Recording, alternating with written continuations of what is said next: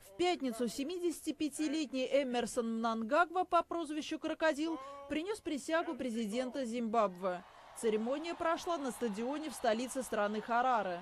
Как и его предшественник Роберт Мугабе, Мнангагва – ветеран войны за независимость Зимбабве от Великобритании.